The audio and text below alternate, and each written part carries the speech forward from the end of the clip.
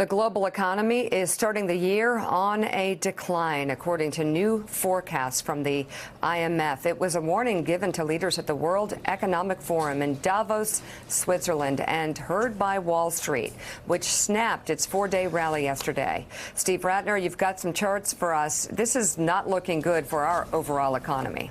No, there's a variety of factors going on that, when you put them together, are not looking good for our economy. Let's start with what's going on here in the U.S. and consumer confidence, and this very much does relate to the government shutdown and everything around that.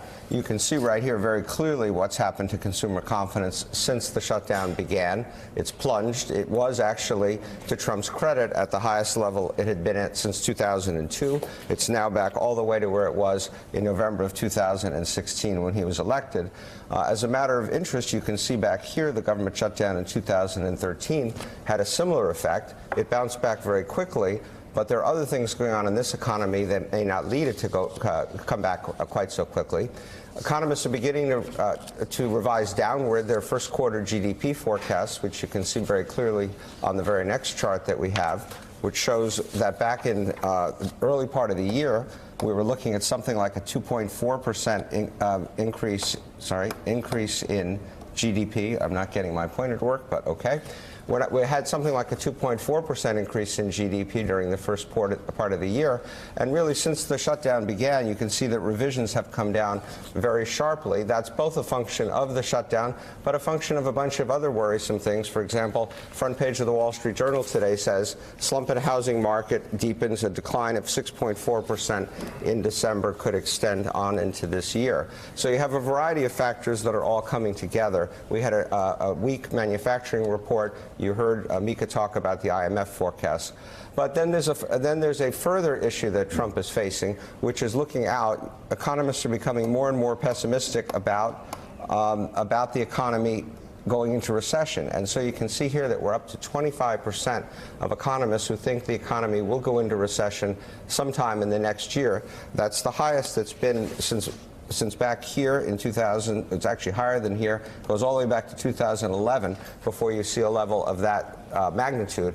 And in fact, if you ask economists, what about in 2020, which happens to be a re-election year, 57% of economists think that the economy is likely to be in recession by 2020, when Donald Trump will be facing re-election, having promised, of course, to make America great again. How much of this, Steve, is natural ebb and flow of economics, and how much can you put into policies implemented by Donald Trump, like tariffs, for example? Yeah, that's a great question, Willie, and it's obviously hard to be precise.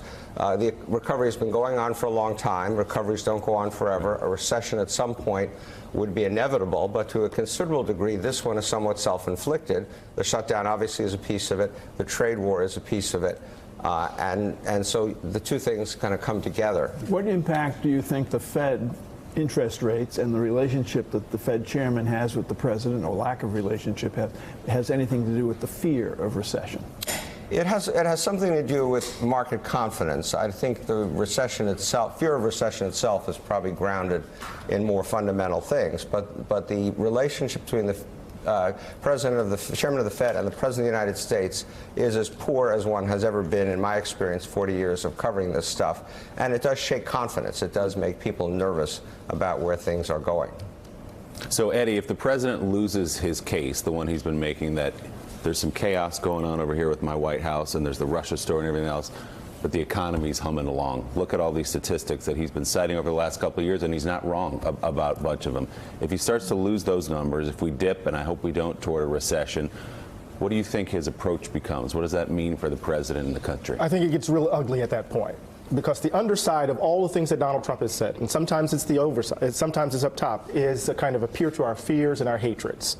And that will become his complete playbook. He will go to, it will be his 2-minute offense, right? Buffalo Bill style, right? That's what he's going to run. If the economy, if the sugar high of the tax cut would come down off of it, and all the things that Steve just laid out happens, we're going to be in a hell of a mess, because he's going to appeal to the most ugly dimensions of our country.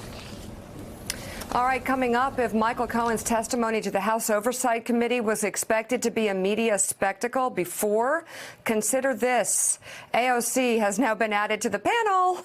Plus, the White House still plans to deliver a State of the Union address next week, but it's Unclear where it's going to happen. We'll have the latest back and forth between the House Speaker and the White House next on Morning Joe. Thanks for checking out MSNBC on YouTube, and make sure you subscribe to stay up to date on the day's biggest stories. And you can click on any of the videos around us to watch more from Morning Joe and MSNBC. Thanks so much for watching.